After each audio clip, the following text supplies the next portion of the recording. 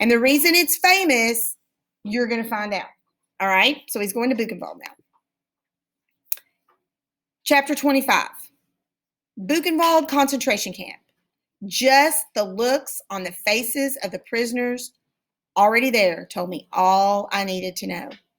They were scared, wide-eyed, and not just at roll call or when the capo passed by. It was all the time, like any moment death might come for you at Buchenwald. As I was to learn, death came in many guises. And guys, a guise is a disguise or a form, okay? I'm going to turn this off because it's getting on my nerves. After our first roll call, I was assigned to the stone quarry. That's where you mine rocks, okay? And I'll show you a picture of that. Instead of breaking rocks, I was told to carry them up a long hill. I had to carry the big rocks on my back with my arms behind me to hold them in place. So picture that in your mind. You're not carrying them in front of you. You're holding your arms behind you and holding the rock behind you. Think about that. If you took a stone too large, you would drop it and the Nazis would shoot you. If you took a stone too small, the Nazis would shoot you for being lazy. Picking just the right size stone became a kind of competition among us. Another fine joke from the Nazis. Some of the prisoners pulled carts instead of carrying stones on their backs. But that wasn't a job you wanted either. The Jews were chained to the carts like a team of draft horses and whipped like animals. Only these animals were also required to sing. The Germans called them their singing horses. They had to carry a tune as they hauled enormous loads of rock up the hill. I'd already been part of the prisoner course at Sachsenhausen. I was grateful I didn't have to do it strapped to a horse cart here. It was only at our second roll call of the day that I saw the Buchenwald Zoo. I had seen the fenced-in area at the first roll call, but not the animals. There were deer, monkeys, even bears. Bears right there in the concentration camp. The zoo, I learned, was the idea of the camp's commandant, Karl Koch, and his wife, Ilse. The commandant had built it so his guards and their families would have something to entertain them. We, starving prisoners, stood at attention with our hunched shoulders and our gaunt faces and oversized, filthy clothes, while healthy, well-fed children and their mothers came to see the animals. And guys, that word gaunt, that just means sunken in and all pale, where they're malnourished. The little girls wore pretty dresses and shiny black shoes and ribbons in their hair.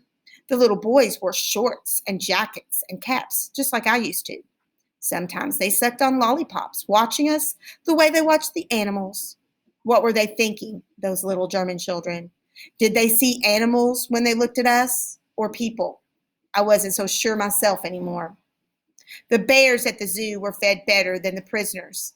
At roll call, we'd watch as big, bloody steaks were fed to the bears. I was so hungry, I would have fought one of the bears for that meat and eaten it raw, steak and bear. One day, the Nazis gave 2 prisoners the chance. They dropped a piece of raw meat in the mud between 2 men and told them to fight for it. And they did. The SS officers laughed at them and hit them with clubs while the Jews scrambled in the mud for their dinner. The animals in the zoo were never treated so badly. The camp's commandant was a brutal man. Brutal means he was very cruel and harsh. But his wife was worse. Prisoners called her the Witch of Buchenwald and the Beast of Buchenwald, and probably worse things if the truth be told. As with Almond Goeth years before, I did my best to stay away from both Herr and Frau Koch. And guys, Herr is the German word for Mr. and Frau is the German word for Miss. One day at roll call, the Witch of Buchenwald walked up and down the rows of prisoners with one of the SS guards.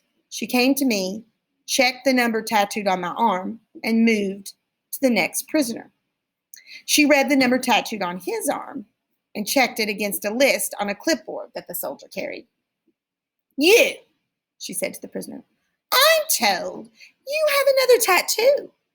The prisoner nodded nervously. "Show it to me," Ilse Koch said. The man pulled his sleeve up his thin, bony arm to show her a faded tattoo of a crescent moon. Yes, the witch said. Very nice. Mark him down, she told the soldier. He made a note on a clipboard. When they were gone, I heard the man beside me give a little whimper, like he was trying not to cry. What difference did it make that he had a tattoo? Why had it made the witch of Buchenwald single him out? He must have been asking himself the same questions. All that mattered was that he was on the witch's list. He had been noticed, and surviving meant never being noticed by the Nazis. After the roll call, I never saw the man with the tattoo again. One day, I was washing myself at the camp water pump, part of my daily ritual, when I saw two SS officers lure a deer to the fence of their enclosure in the zoo. It was a sleek animal with tall, broad antlers. While it nibbled at the food one of them offered, the other officer tied its antlers to the fence with a leather strap. The buck only discovered that it was caught when it tried to pull away.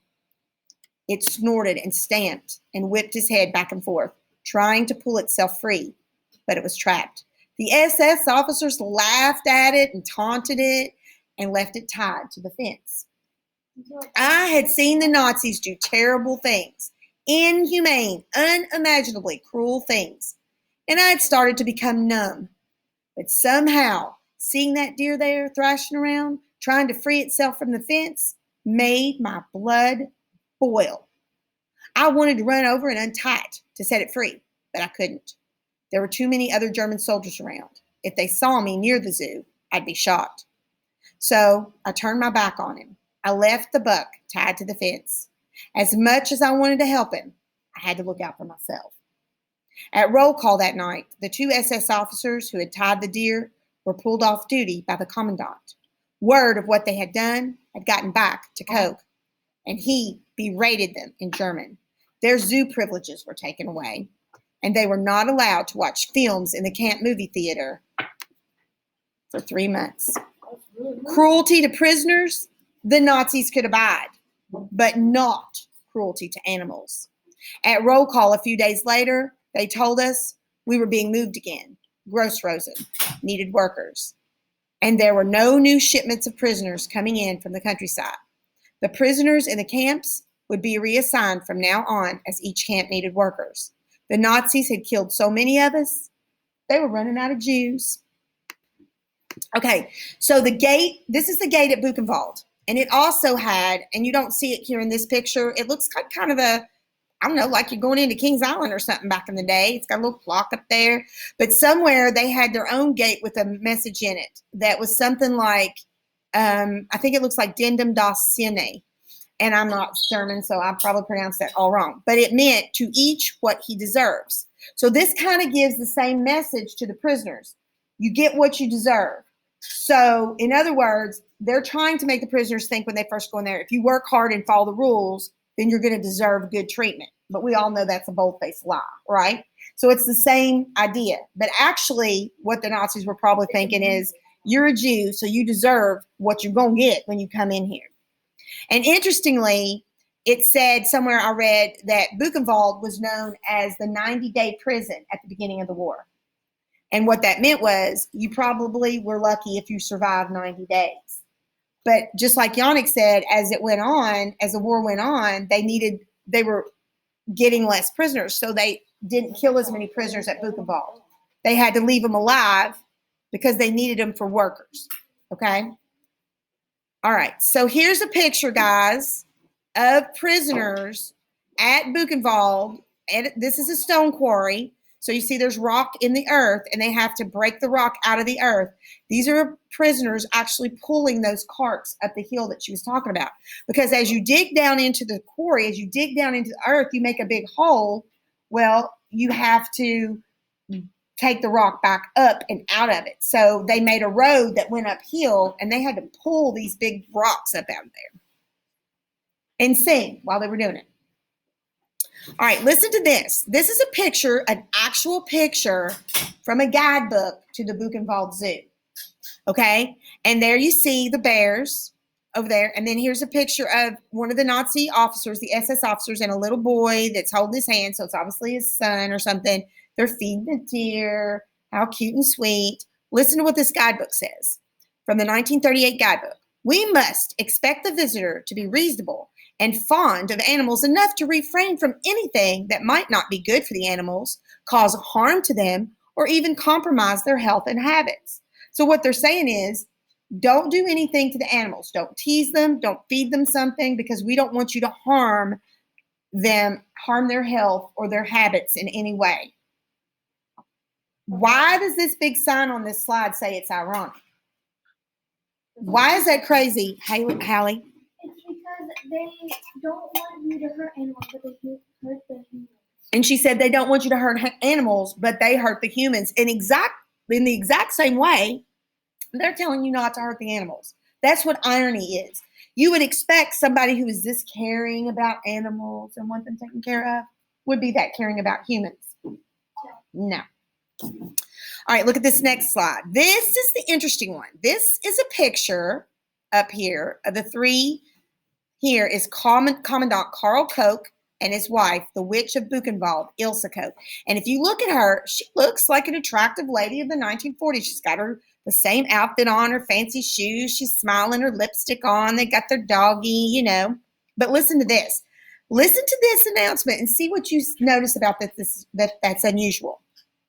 Under Koch's command, prisoners were mistreated so severely that even the Nazis took notice. He and his wife were ruthlessly corrupt. That means there was nothing too bad for them. There was nothing so bad that they wouldn't do it. They even stole gold from the teeth of the dead prisoners.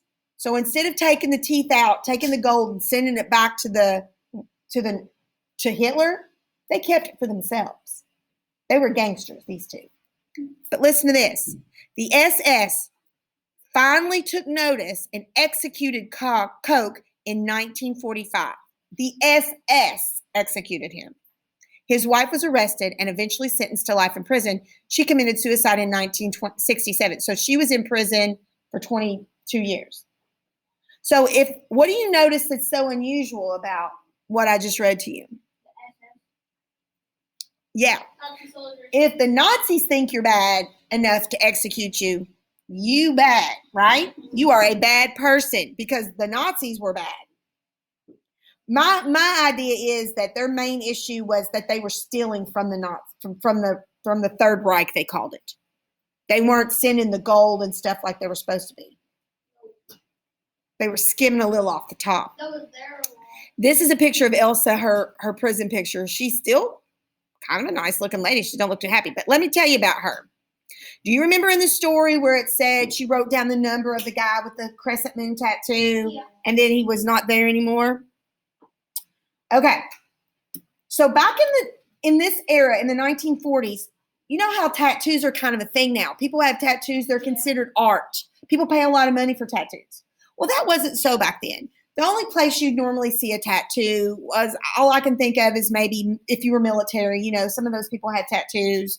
But maybe for religious purposes, other people had tattoos. I don't know. But it was very rare for somebody to have just a tattoo. And a tattoo back then would have been, you know how the ones nowadays look like they've almost been printed on your arm. They're so beautiful and intricate and everything. Back then it would have been what somebody once told my husband. He had an OG tattoo, like an old time original tattoo. So it would have looked more hand done. Okay. So this was kind of like, this caught her attention. She loved these tattoos. So guess what she did? Oh, I know. Okay, stop. Don't spoil her, because I bet you know. If you have a pair of leather shoes, what's leather? Where's it come from? Cows. Cowhide. So what they'll do is when they kill the cow, they do this process called tanning it. And that's okay, because that's what God created cows for, and you feel how you want to about it. But it's okay if you don't like that or if you do, but that's what happens. They take the leather and they put it through a certain process that makes it more tough. And when you put your leather shoes on, that they feel different than they would have felt on the cow. She had this done to the people. She would take the skin, not her personally, but would have the skin, the area that the tattoo on it, and have it tanned just like cowhide, just like you make leather. And then she would have them make sewn into a shape for a lamp in her house. Or she had purses covered in human skin that had tattoos on it. And this, guys, this is serial killer level stuff. Yeah. And when I first heard this, I thought, no way. It's kind of like, no, this is not true. Nobody would do this. That's disgusting. But then I found a picture that the Nazis took when they arrested them and went in their house and raided their house. Oh, yeah, there was a table, and on it was a lamp with a shade on it covered in human skin. There was a little purse there, and you could tell what it was because it had the tattoos where you could prominently see it. There was even, she had one that was framed, like a picture frame that she had hanging on her wall. Yeah. And she had their numbers because, you know, when you came into the camp to get treated for typhus, to go to the showers, they took all their clothes off. So the guards were instructed to look at the people and look for tattoos. And they would write down the number of the prisoners who had tattoos and give it to her. So that's why she was going through roll call, trying to find the prisoners. She would look at the tattoo, see if she thought it was interesting enough, and then you were dead meat. That's why the dude cried, because he knew what was going to happen. He'd heard. Yes, ma'am. I was going to say what you said. Yeah, that's exactly it. Like he knew that it was going to happen because he's seen it or something. And he Yeah. knew that it had one. I feel like he tried to I think I would be okay at this point, but, you know. I feel like he tried to rub it off. Yeah, I would be like, I'm like, what tattoo are you talking about? Oh, you like when you skin? Uh-huh. yeah. I want to see him. All right, you guys. If I can find it, I don't remember if I saved it, but if I can find it, guys, I'm going to stop sharing for just a minute. If I can find it, I will show it to you, okay? Maybe I